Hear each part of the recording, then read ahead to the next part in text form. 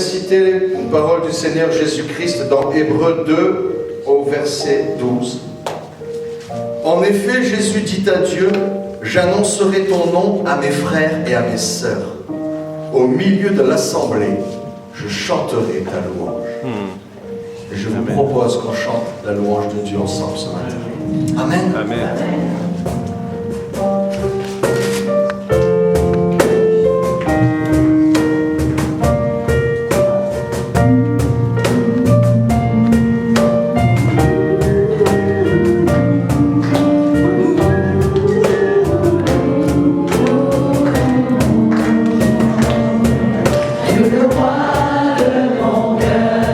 Sois mon amour, je boue, la fronde où je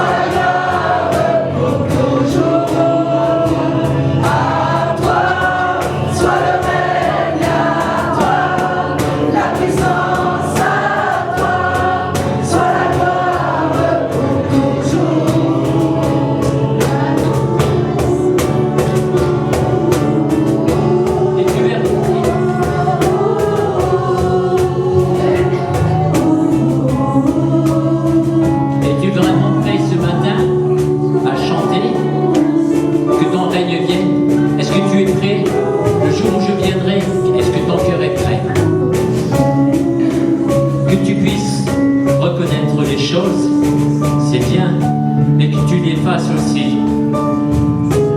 Regarde vers moi et je te donnerai. Ne détourne pas ton regard de moi, mais reviens, parce que moi je suis le Dieu qui t'aime.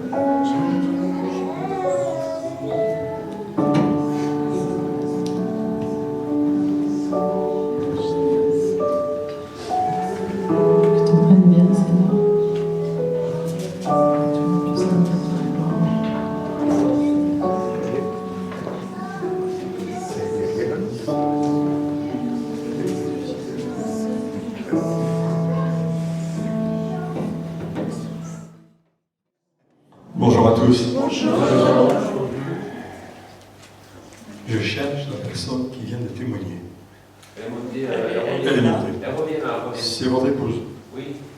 J'aimerais vous dire une chose, c'est que ce que Dieu lui a dit par rapport à votre fils va s'accomplir. Et pourquoi je dis ça? Parce que ma mère a vécu la même chose. Hein? Je suis le 5e d'une fratrie. Ma mère a perdu 3 enfants. Et je suis le dernier. Et quand ma mère a été enceinte, elle a toujours dit, Seigneur, si c'est un garçon, je te le donne, et un jour, il annoncera ta parole.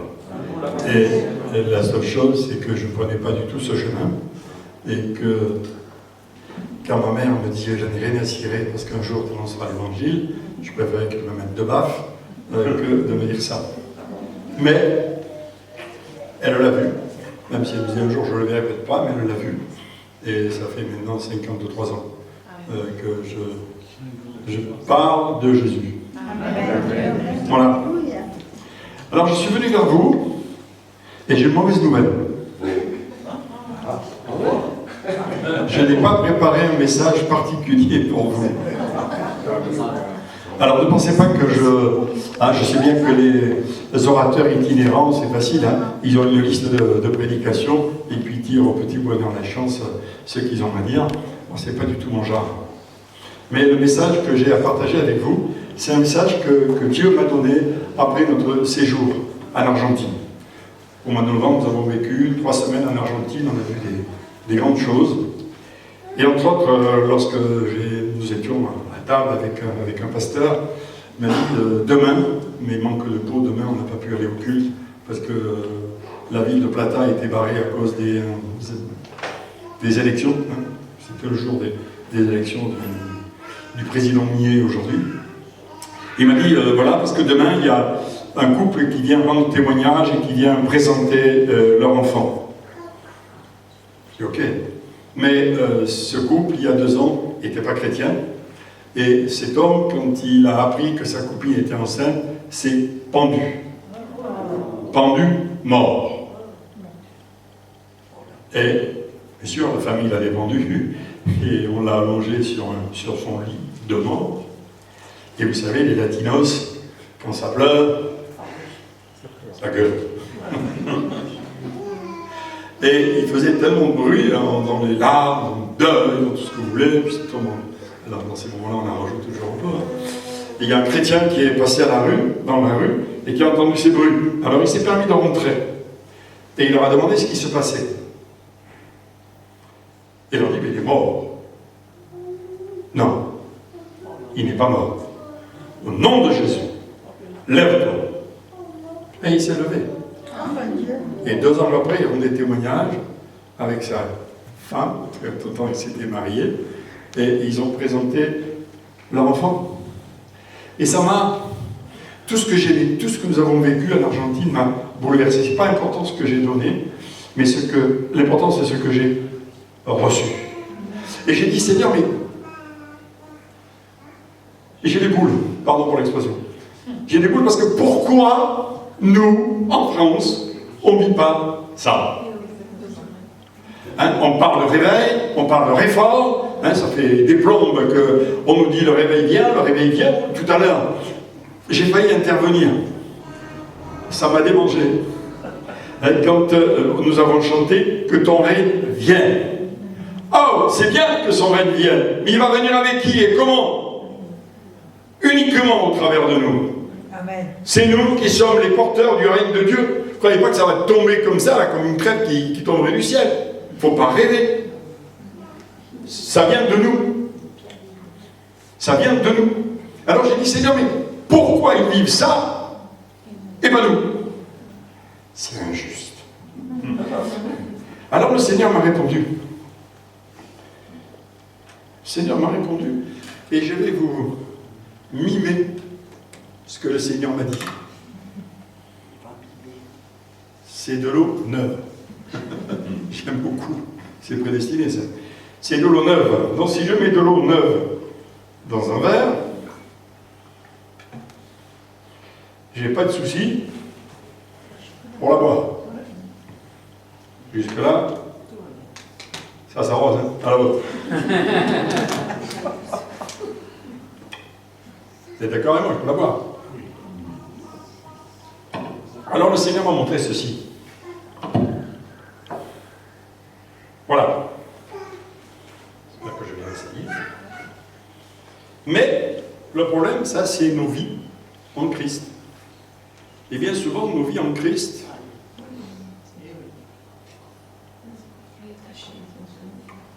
voilà. Pas grand-chose, hein. Mais c'est tout maintenant et un miracle. Si je la bois, je m'intoxique. Nous sommes d'accord. Et c'est souvent nos vies. Le Seigneur m'a dit, ce qui vous manque en France, entre autres, c'est la radicalité. Vous n'êtes pas radicaux. Pardon? La radicalité.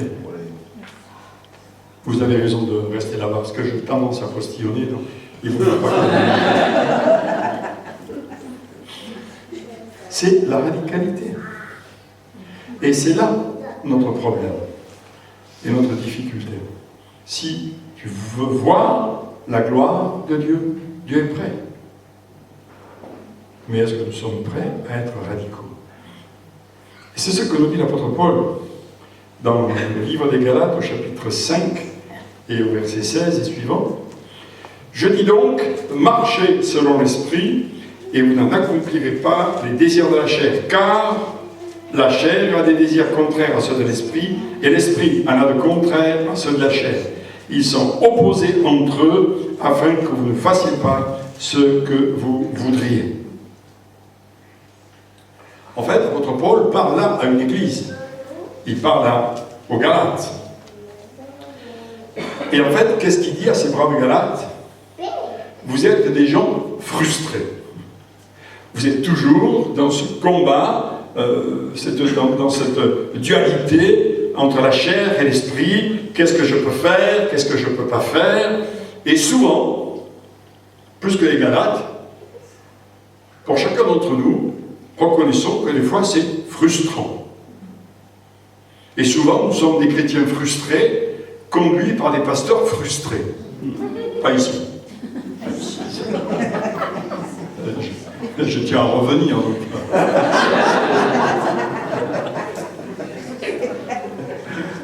Là, c'était une boutade. Mais la réalité, elle est là. C'est qu'on est toujours tendu. Et alors, du coup, ce qui est triste, et ce qui attriste profondément le Saint-Esprit, hein, c'est qu'on se permet des tas de détails. Oh, c'est pas grave. Oh, nous sommes sous la grâce. Ouais. On connaît réellement la pesanteur de la grâce. On sait réellement ce que c'est que la grâce. Cette grâce qui a coûté la vie à Jésus. Il est mort. Il a été crucifié. Est-ce qu'on connaît l'ampleur de ses souffrances pour que nous soyons sauvés? Et je trouve qu'on est un peu léger avec la grâce. Mon père spirituel disait toujours, n'oublie pas une chose, Jean, la grâce de Dieu est gratuite, mais elle n'est pas bon marché. Il a payé le prix, mais nous sommes aussi appelés à payer le prix. Et c'est ce que nous dit l'apôtre Paul. Or, les œuvres de la chair sont manifestes. Ce sont la débauche, l'impureté, le dérèglement, l'idolâtrie, la magie, les rivalités, les querelles, la jalousie, les animosités, les disputes, les divisions, les sectes, l'envie, l'ivrognerie, les excès de table. Et je suis persuadé qu'aucun d'entre vous se sent concerné, concerné par tout ce que dit l'apôtre Paul. L'impureté. Enfin, Jean, tu rigoles. Il n'y a pas d'impureté entre nous. Il n'y a pas d'impureté dans nos vies. Il n'y a pas d'adultère. Que celui qui convoite, qui regarde une femme pour la convoiter, a déjà commis un adultère avec elle. Boum. C'est pas le premier regard qui est péché cette seconde. Et là, je sais ce que certaines peuvent penser. Oui, ça concerne les mecs. Trop facile. On est tous faits de la même pâte, hein? Ne rêvons pas. Ne rêvons pas. Et ça fait partie des choses que, ok, il n'y a pas de souci avec ça. Ouais, bon, on va pas en faire un fromage, hein, il y a un plat. J'ai regardé, ok, c'est parce que je mange à ma faim que je n'ai pas le droit de regarder le menu, et puis ça s'arrête là.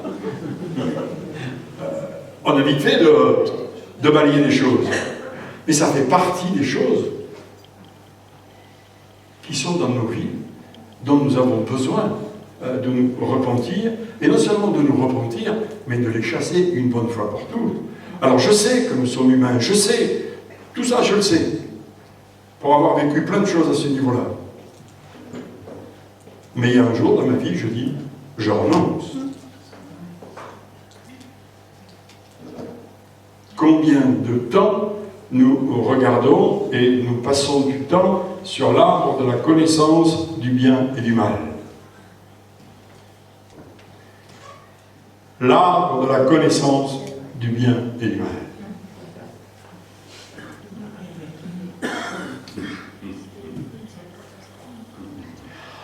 Ça a apparu à l'écran. Quand les gens me disent ça, j'ai dit Dieu. Alors je suis parfait. Je vous assure que depuis que l'informatique existe, ça ne m'est jamais arrivé. Je n'ai jamais eu des choses obscènes, soit sur mon écran d'ordinateur, soit sur mon téléphone. Alors, je ne sais pas que je suis loin d'être parfait. Demandez à ma femme. Ça fait 49 ans que nous sommes ensemble, nous sommes mariés, hein, et je suis sa PSA, son processus de sanctification accéléré.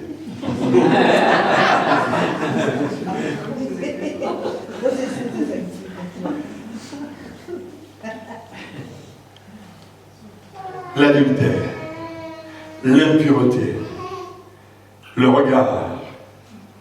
Et deux fois ça va jusqu'à la masturbation. N'ayons pas peur. Et aujourd'hui, quand on écoute la radio, qu'on écoute la télé, qu'on regarde la télé, c'est devenu d'une banalité. À l'extrême, les gens qui ne pratiquent pas ces choses-là sont anormaux. Il faut s'épanouir. Comme disait Brel dans une de ses chansons, il faut que le corps exulte. Oh, on se calme. Mais en attendant, devant Dieu, ça n'a pas de poids. Ça s'appelle un péché. Et ça peut devenir des addictions.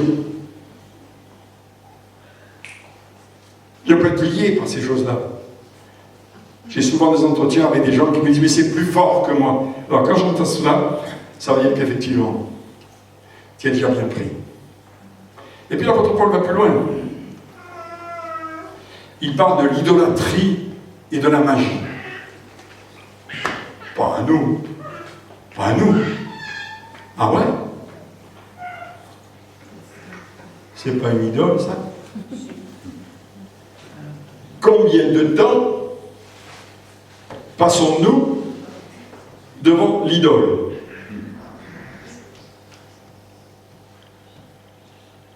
Et combien de temps passons-nous dans l'intimité, dans la présence de Dieu, alors que nous chantons tous les dimanches que ton règne vienne? Je veux être ton serviteur. Je veux prophétiser. Je veux. Mais il s'en fout. Royalement. C'est pas ce que nous faisons qui lui est agréable. C'est ce que nous sommes. C'est ce que nous sommes. Et c'est ce que nous sommes devant lui, dans sa présence, dans son intimité. Parce qu'il est Père. Et nous avons la joie d'avoir 2 enfants, 48 et 45. Et puis quand ils sont à côté de moi, je suis un gringalet. Un peu plus haut et beaucoup plus large. Donc j'ai mes gardes du corps quand je suis en leur présence. Mais, et en tant que père, depuis qu'ils sont là, j'ai des besoins de père, des besoins qui viennent m'écrire, ou ça dépend lequel.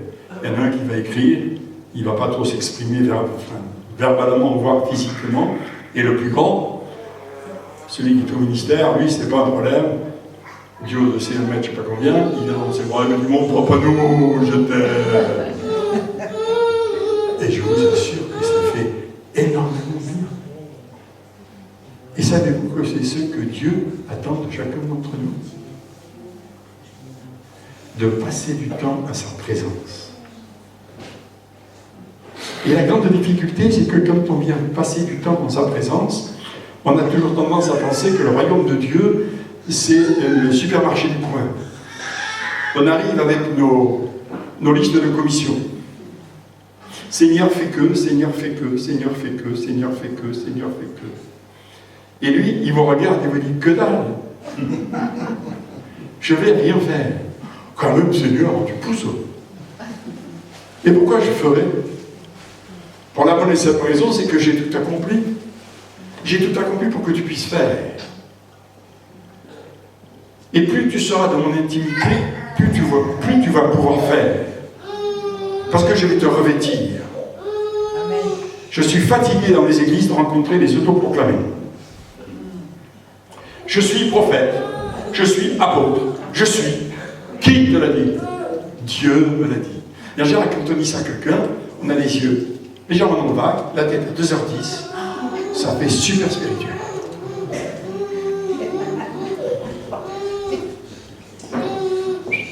Ok. Et quelque part, et là il y a un danger. C'est qu'on finit par s'idolâtrer soi-même. Je suis prophète. Je suis apôtre. Je suis intercesseur. C'est de l'autoproclamation. Et ça, c'est dangereux. Et on peut perdre toute la pertinence de ce que Dieu a mis en nous. Parce que ce que Dieu a mis en nous doit être soumis au corps. Le Père, le Fils et le Saint-Esprit. L'Esprit est soumis au Père et au Fils. Et le Fils est soumis au Père. Et nous, dans nos églises,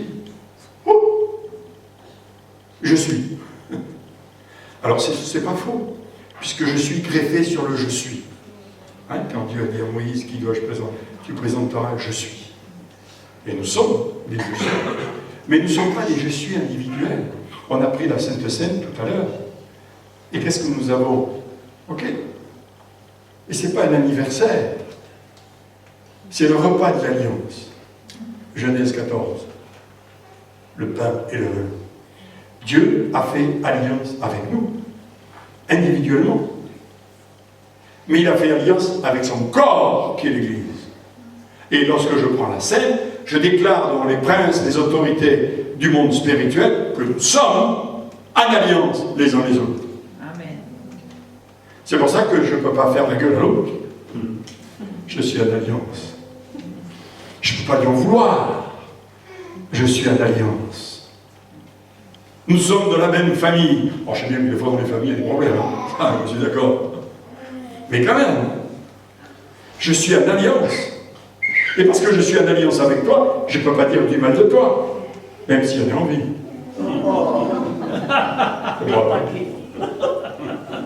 N'en dis pas trop, fais attention. Hein? C'est-à-dire, c'est toute la dimension. Et on ne se rend pas compte qu'en agissant à l'encontre, à l'inverse, on ouvre des portes. Et c'est pour ça que j'ai beaucoup aimé le frère quand il a lu. J'étais sûr, quand j'ai vu l'épaisseur de ta vie, j'ai dit à ma femme, il va lire dans 1 Corinthiens 11. Et j'ai beaucoup aimé, je ne le dirai pas en hollandais parce que je ne sais pas, mais j'ai beaucoup aimé. Et la suite, c'est pour ça qu'il y en a certains qui sont malades et d'autres sont morts. Parce que vous avez pris le pain et le vin, le corps du Christ, sans discernement. C'est pour ça qu'à la Sainte Seine, ce n'est pas un rite culturel, religieux. Ça a tout un autre sens, et un sens beaucoup plus profond. Alors, arrêtons de nous idolâtrer nous-mêmes, de nous autoproclamer. Dieu m'a dit que. C'est bien. Et s'il pouvait me le dire aussi à moi, ça serait sympa. Et en particulier aux autorités de l'Église. Je suis fatigué dans toutes les églises que je visite, et je vous assure que j'en visite. Quand les gens viennent me voir, Dieu m'a dit que. Qu'est-ce qu'il t'a dit, Dieu? Il m'a dit que j'étais prophète. Ah bon? Eh bien, c'est bien. Est-ce que les autorités de l'Église l'ont discerné? Ah, mais je n'ai pas besoin des autorités de l'Église.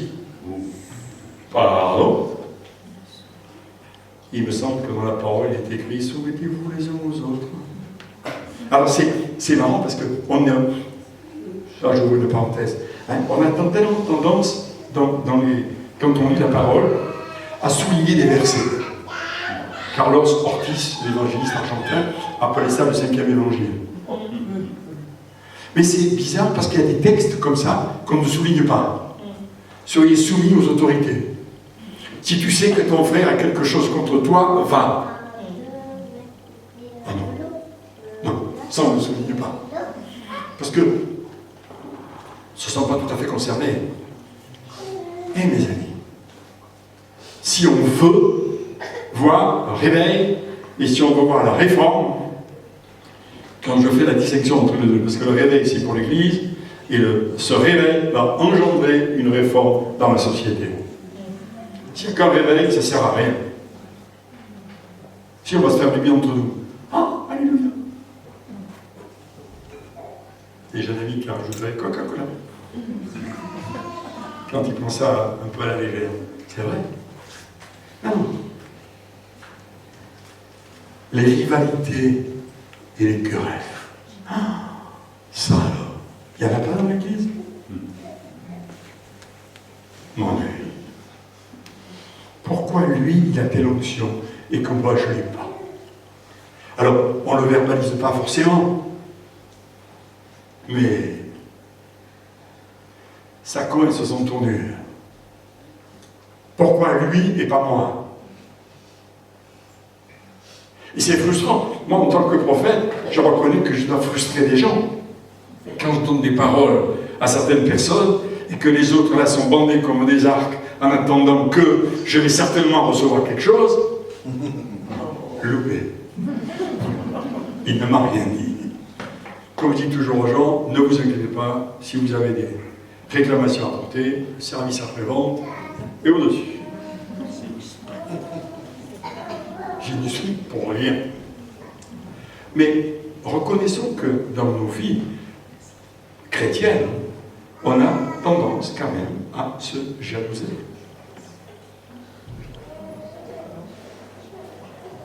Et des fois, c'est frustrant quand on entend des témoignages où un frère, une sœur vient dire « Dieu m'a dit, Dieu m'a parlé ».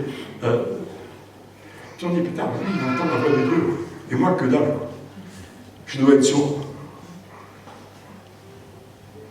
Ce n'est pas une question de surdité, hein. C'est une question de temps. Est-ce que vous prenez le temps d'écouter Dieu? Vous savez, il y a une règle dans le dialogue. Quand on parle, lui et moi, on parle souvent, parce qu'on s'aime beaucoup. Quand il parle, je la ferme. C'est une réalité. C'est la base du dialogue. Seulement, le problème, c'est qu'on parle toujours à Dieu. Seigneur, Seigneur, Seigneur, Seigneur, Seigneur, Seigneur. Et il vous regarde.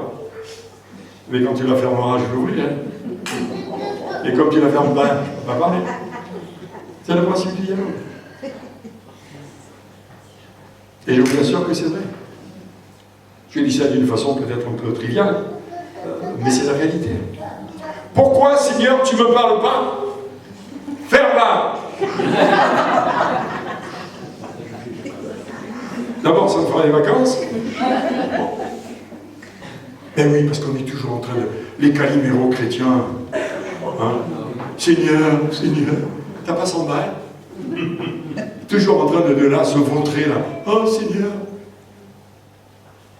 Oh. Et puis après vous chantez, il est ma joie, il est ma force. C'est Nietzsche qui disait, quand les chrétiens ont la gueule de ressusciter, je commence à y croire.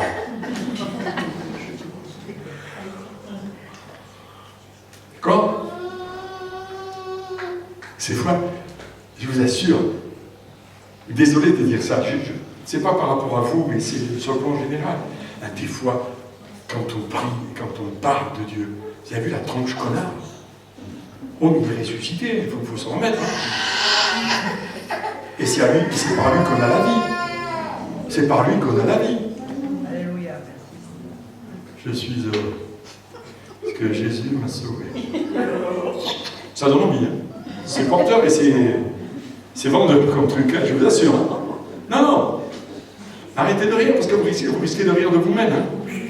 Et c'est là le danger. Alors il nous parle de rivalité, de querelle, de jalousie, d'animosité, de dispute.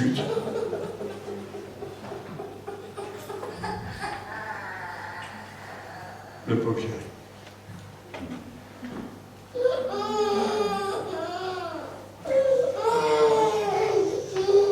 Ça en train d'empêcher, c'est bon.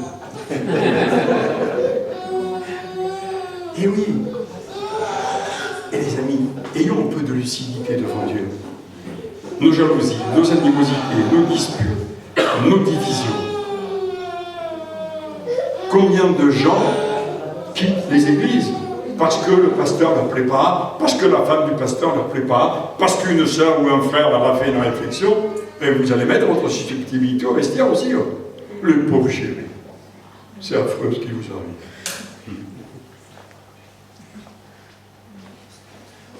Et on croit, avec cela, glorifier Dieu. Vous savez, il y a une règle.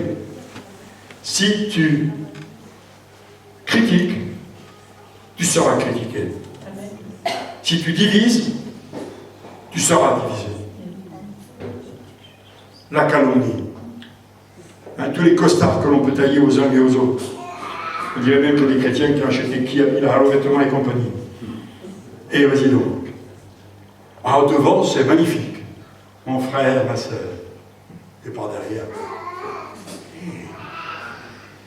La Bible appelle ça des péchés. Des péchés dont nous devons nous repentir. Et puis, il va plus loin. Il parle de l'envie, de l'ivrognerie. Non, pas ici, pas chez nous, mais c'est souvent en cachette. Bien sûr. On a l'âge de faire beaucoup de choses en cachette. Il y a des gens chez qui vous allez vous dire non, non, chez nous, pas de télévision, c'est le monde. Pas d'alcool, c'est le monde. Puis vous descendez dans leur cave. En Suisse allemande, ils appellent ça le Guernsey. Il y a la télé, et vous avez un bar et une cave à vin qui en ferait rougir en voyage. Bonjour les hypocrites. Bonjour les hypocrites. Eh ouais. Seulement, la difficulté, que nous dit l'apôtre Paul en suivant? Je vous le dis d'avance, comme je l'ai déjà dit, que ceux qui commettent de telles choses n'hériteront pas le royaume de Dieu. C'est une sentence. On peut vivre comme ça. Oh, c'est pas grave. Dieu est bon. Dieu pardonne. Oh, ceux qui commettent de telles choses n'hériteront pas du royaume de Dieu. Alors, qu'est-ce que Dieu veut nous dire? Dieu simplement est en train de nous dire, choisis ton camp. Je ne sais pas si vous avez remarqué dans la Bible, pardon,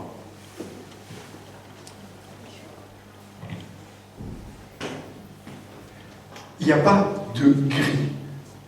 il n'y a pas, on ne peut pas avoir les fesses, pardon pour l'expression, assis entre deux chaises. Il y a la mort ou la mort. Il y a le chaud ou le froid. Il y a le noir ou il y a le blanc. Le gris, voilà. Ça n'existe pas. Et nous, bien souvent dans nos vies chrétiennes, nous sommes assis entre deux chaises. Nous sommes prêts à faire plein de choses dans l'Église, avec l'Église, le dimanche matin, lever les mains, tout ce que vous voulez. La panoplie du parfait charismatique. Mais attention qu'en agissant ainsi, nous ne devenons pas charismaniaques et charistatiques.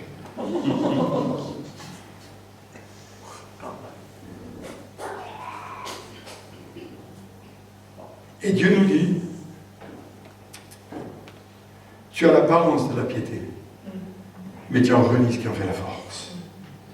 Et ce qui fait la force, c'est mon intimité avec toi. Dieu n'est pas à notre service. Nous sommes au service de Dieu. Amen. Je suis convaincu, mais vraiment convaincu, ce n'est pas un mot que j'emploie à la légère. Je suis convaincu que quand on voit dans les évangiles, Jésus prend du temps avec son Père. Qu'est-ce que Jésus pouvait bien faire avec son Père? En tout cas, pas se repentir. Et je suis convaincu que Jésus lui-même, quand il partait, comme on le voit partir en Galilée, en Judée, en Samarie, Jérémie 33, 03, invoque-moi et je te répondrai. C'est le numéro de téléphone de Dieu. Quand Dieu partait dans ces différents coins de la Palestine, il ne partait pas selon sa volonté. Il partait parce que son Père, dans la communion qu'il avait avec le Fils, lui donnait sa feuille de route. Tu vas aller là. Et Jésus a dit, je ne fais que ce que je vois faire mon Père. Qu'est-ce que ça veut nous dire à nous? Sortez de vos habitudes. Sortez de vos machins, où tous les jours c'est la même chose. Et Jésus pourrait chanter la chanson de Claude François. Non, c'est la même chose. La seule différence, c'est que je ne suis pas là. Apocalypse 3:20. Je me tiens à la porte et je frappe. Si quelqu'un entend ma voix, m'ouvre la porte. J'entrerai et je souperai avec lui et lui avec moi. Et si on regarde le contexte, c'est écrit à une église. Ça veut dire quoi? Ça veut dire que cette église était vivante. Mais elle était tellement vivante qu'elle avait foutu Jésus dehors. C'est ce que nous dit le texte.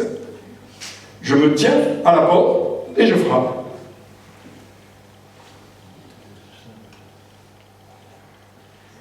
Et est-ce que Jésus n'est pas dehors de nos vies? On fait comme? On a l'apparence de la piété. Et on en a renié ce qui a fait la force. Et la force, c'est ma communion avec Dieu. C'est mon intimité avec Dieu. C'est le temps que je prends avec Dieu. Tous les jours. Mais ça fait partie de ma vie privée. Je ne vous dirai pas le temps que je passe. Ça, c'est mon intimité. Quand les gens me demandent certaines choses, je leur réponds comme répondait Moody. Je ne prie que demi-heure par jour. Je ne passe pas demi-heure sans prier. Amen. Ce que Dieu attend de nous, mes amis, c'est une vraie repentance. Je veux. Pourquoi? Sinon, on va tomber, vous connaissez la parabole des 10 vierges. Les 5 sages et les 5 autres moins sages, on va dire. Légèrement divisés. Elle croyait à tout. Elle croyait à tout. Il y avait juste un petit problème. C'est que leur cruche, je ne dis pas que c'était cruche, c'est que leur cruche était à moitié vide. Et l'huile dans la cruche, ça symbolise quoi?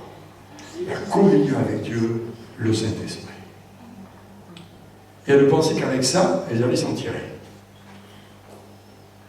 Quand elles ont voulu la remplir, loupé, le maître était arrivé. Elles se sont retrouvées devant la porte. Et Jésus leur dit, je ne vous connais pas et je ne vous ai jamais connu. Ça pique, hein? Là, ça pique. Hein? Quand Jésus parle du blé et de l'ivraie, c'est pareil. L'ivraie, c'est comme le Canada Dry, ça a l'apparence de tout. Mais en réalité, ça n'est pas. Et vous savez, l'ivraie, la vraie définition de l'ivraie, vous savez ce que c'est? C'est la zizanie. Authentique, vous pouvez regarder, je sais, j'affirme ce que je dis. Ah, cette plante qui ressemble au blé, qui ressemble aux fruits de l'esprit, ça y ressemble. Mais c'est la zizanie. Et Jésus dit, c'est pas votre problème d'arracher l'ivraie. Ça, c'est mon problème. Ça, c'est ma mission. Alors, mes amis, reconsidérons-nous, et je le dis ça vraiment avec sérieux de la part de Dieu. Reconsidérons nos vies. Je sais, Dieu m'a dit, et j'ose dire ça, Dieu m'a dit. Tout à l'heure, quand je vous regardais, Dieu m'a parlé, on va y revenir. Pour certaines personnes, hein, certains d'entre vous qui êtes blessés, qui avaient été trahis et qui vous posez aujourd'hui plein de questions. Est-ce que je suis légitime? Ça, c'est le grand problème des chrétiens. Est-ce que je suis légitime? Est-ce que je... La bonne nouvelle, c'est que vous l'êtes. C'est que vous êtes légitime. Vous êtes membre de la famille de Dieu. Vous êtes membre du royaume de Dieu. Hein, que ton règne vienne. Si on parle de règne, on parle de roi. Et si on parle de roi, on parle de soumission. Soumission au roi. Je ne peux pas faire ce que je veux. Je me soumets au roi. Je sais, c'est pas facile. J'ai pas toujours été soumis, surtout avec le caractère que j'ai. Mais le Seigneur s'est occupé de moi. Et gentiment. Mais des fois, c'est un peu avec violence aussi. Parce que je suis un têtu. Je suis un cévenol. De par ma mère. Et ça, je l'ai bien hérité de ma mère.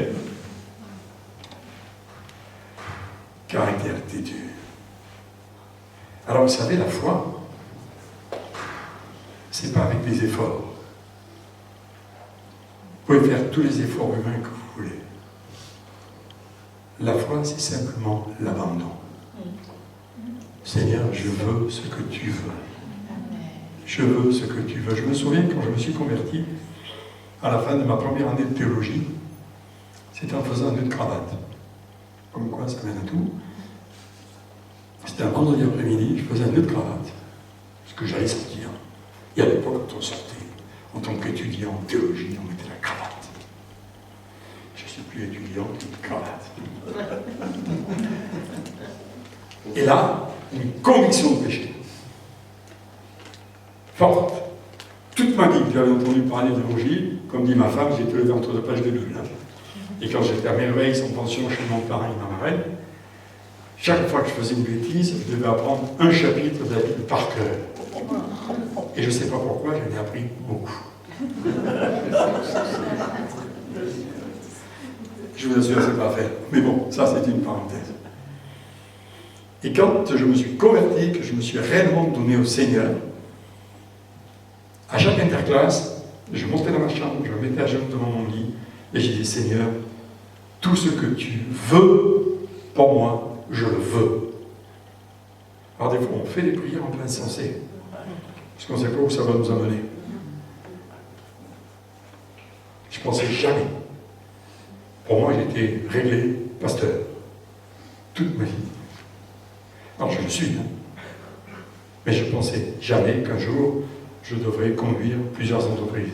Aujourd'hui, nous avons 4 sociétés. Seigneur, tout ce que tu veux pour moi, je le veux. Alors le Seigneur nous amène des fois sur des chemins qu'on ne connaît pas. Des chemins que l'on ne connaît pas. Et puis des fois, on râle. Et là, je suis numéro 1. Un jour, c'était un dimanche, je conduisais mon camion. Je rentrais à la maison, on habitait le Gard à l'époque. Et je pensais à mon ami Jean-Marc Potenti, à mon ami André Penet, qui était là en train de prêcher. Puis moi, je m'embêtais comme un rameau en volant de mon vélo. Et je dis, Seigneur, j'en peux plus. Seigneur, mais pourquoi tu râles? Je râle parce que je râle. Je râle parce que je ne prêche pas aujourd'hui, parce que... Calmero. Seigneur, mais qu'est-ce que tu faisais quand tu étais petit? Qu'est-ce que tu faisais? Tu prenais deux chaises, comme ça. Il y en avait une que je mettais devant, sur laquelle je me mettais à cheval. Je prenais un couvercle dans le placard de ma mère et je conduisais un camion toute la journée. Je livrais. Quoi, je sais pas. Et je vous assure que c'est vrai. Et puis quand j'avais fini de livrer, j'allais prêcher aux poupées de ma sœur. Et tous les jours, je leur faisais lever la main. Et j'ai dit, voilà ta destinée. Elle a écrit depuis et avant. On t'a pas parlé. Tu es dans ton mandat. Alors réjouis-toi. Et je vous assure que quand Dieu m'a dit ça, les gens qui m'ont croisé, quand ils m'ont regardé en dire lui, il a dû faire l'apéro. J'étais hilar. Je savais que j'étais dans ma destinée. Je savais que j'étais à ma place. Et que je pouvais encore aller beaucoup plus loin. Et Dieu voulait me bousculer. Alors la question est, est-ce qu'on est prêt à se laisser bousculer? Hein? Parce qu'on est un peu comme l'apôtre Pierre. Seigneur, je te suivrai partout où tu iras. Et là, en général, on écoute ça religieusement. Oui, Seigneur, j'irai partout où tu voudras. Tu ne veux pas traverser la route là? Allez juste sur le trottoir d'en face. Parce qu'il y a quelqu'un qui t'attend. Seigneur, tu as vu la circulation? Je risque ma peau là. Ah ouais?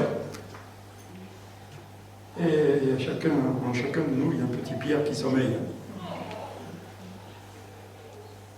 J'irai partout où tu voudras. Tout ce que tu as pour moi, je le veux. Ok? Est-ce que vous êtes prêts à vendre votre maison? À partir ailleurs? Cette maison que vous avez construite, que vous avez habitée, où vos enfants ont grandi, vous êtes prêts à partir? Répondez pas trop vite, hein? Parce que peut-être que demain il va s'adresser à vous. Allez, dégage! Le Seigneur me dit, je plaisantais.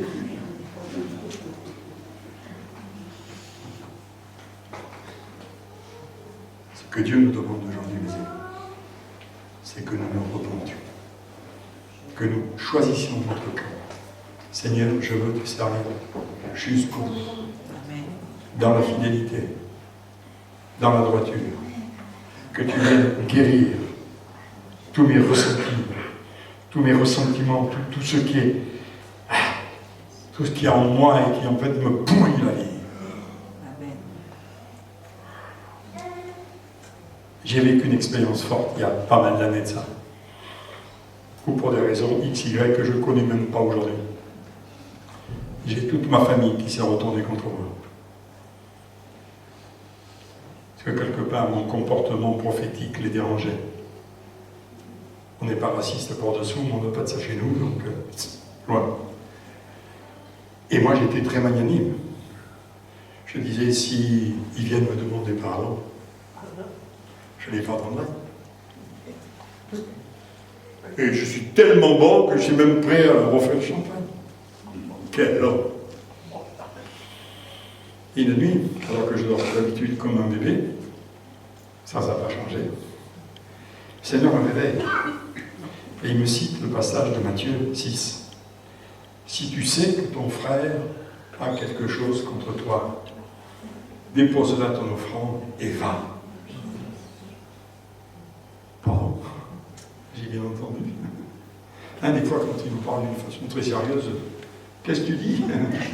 On est fait pour s'entendre, hein? Ok. 3 nuits d'affilée. La même parole. 3 nuits d'affilée où j'ai fait la machine à laver. Bon, des orages. Va. Ça va qu'ils étaient loin, ils étaient partis en Afrique. Alors j'ai écrit.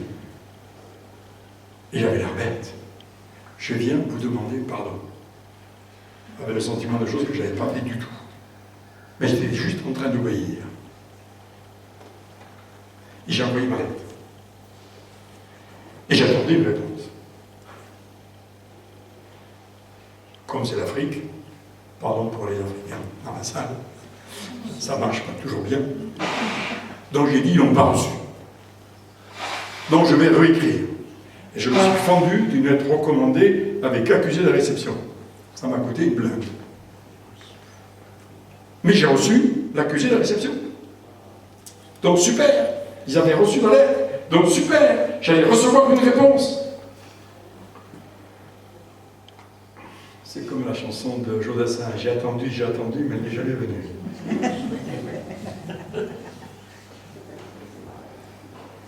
J'ai dit, Seigneur, c'est quoi ce truc-là? J'ai fait ce que tu m'as dit. Et alors? Et il m'a répondu, c'est ton problème. Pourquoi c'est pas mon problème? Je dis, oui, le reste, c'est mon problème. Et j'ai attendu la réponse 18 ans. Non, je ne suis pas un héros. J'ai attendu la réponse 18 ans. Et j'ai attendu la réponse sur un quiproquo. J'avais rencontré mon beau-frère, il voulait me voir, il voulait nous voir, il nous a vus. On a discuté, j'ai pardonné. Et quand je lui ai demandé où elle était avec ma soeur, elle m'a dit, elle ne veut pas me parler. C'est son problème. Ça ne fait empêcher la souffrance, mais c'est son problème. Et la veille de Noël, je reçois un mail, ici le Père Noël, qui s'adresse au marchand d'orange. Il y a une mandarine qui aimerait bien que tu enlèves les pépins. Oh. C'est très parabolique surtout. Et je suis descendu voir Isabelle et j'ai dit, oh, je fais quoi? Il dit, j'en sais rien. Ils m'ont oublié. Donc j'ai téléphoné à mon beau-frère, avec les mêmes expressions. Salut, ici le marchand d'orange. Quittez pas, je vous la passe. Et l'enfoiré. J'ai dit, mais... Et j'ai eu ma soeur au téléphone, 18 ans après. Et en fait, vous savez pourquoi? Parce qu'elle avait un problème avec son portable, elle venait changer d'opérateur. Et avec Orange, ça fonctionnait mal. Donc elle attendait que l'opérateur l'appelle. Bonjour, ici le marchand d'orange.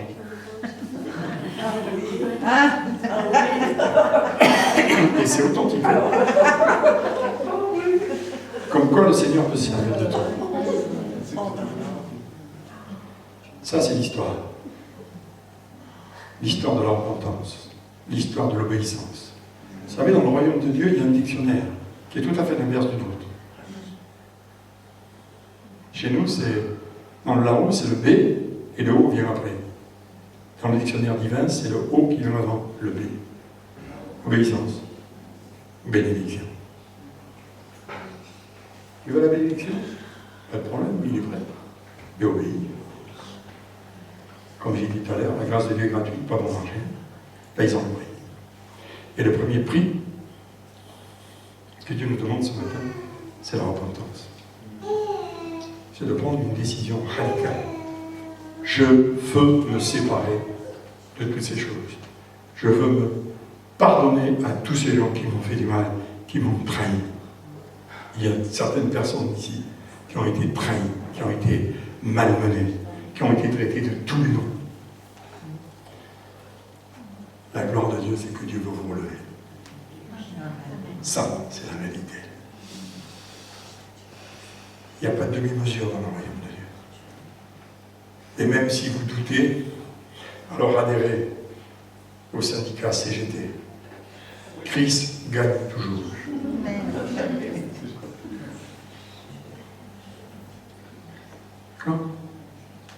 Alors c'est ce que nous allons faire ensemble.